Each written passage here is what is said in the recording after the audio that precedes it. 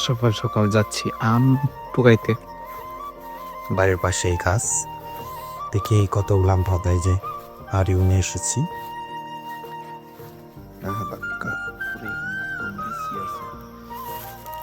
দেখি কতগুলো পাই।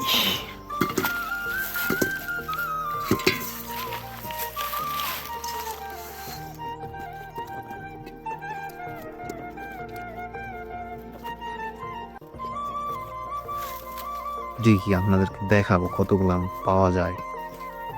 এক হাড়িতে আটবে কিনা। ঠিক আছে, আম যত ছোট তারপরে ওই গাছের আম এত মজা।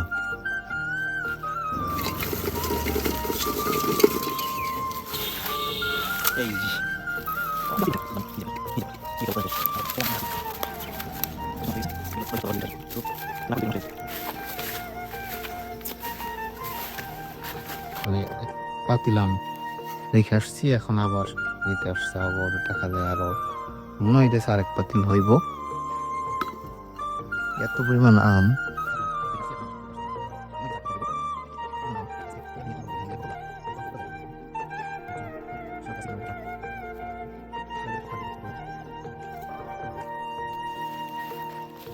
এই পাশাম ওই পাশাম এত আম কি ঢুকানো যায়?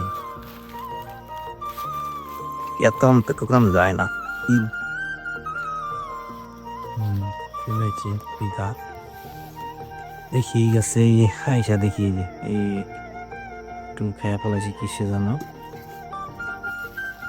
এখানে আছে এই গাছটা। এই গাছের নিচেও আম পড়ে একদম বেশি আছে, মানে আম যখন পাকা শুরু করে তখন শুরু পাকতেই থাকে পড়তেই থাকে, এগুলো ঠিকই সারা যায় না। গ্রামে আসলে এটাই শিব শান্তির সব কিছুই গ্রামের পাওয়া যায়। কিন্তু এখন ফল যে কোনো ধরনের ফল গ্রামে অ্যাভেলেবল। একদিন তোর তো বাচ্চা গার্ডেনের পাকা পাকা আম।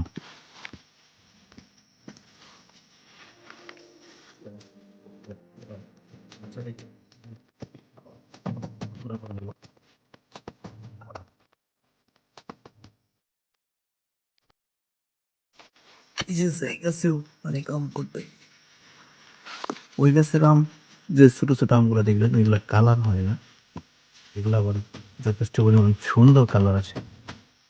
এই গাছ থেকে এতগুলো আম পাওয়া গেল। এক এক এক পাতিল আম পাওয়া গেল। আমগুলো যথেষ্ট পরিমাণ কালারফুল, দেখতে অনেকটা সুন্দর লাগে। আর এই গাছের তো দেখলেন কতগুলো আম পাওয়া গেল।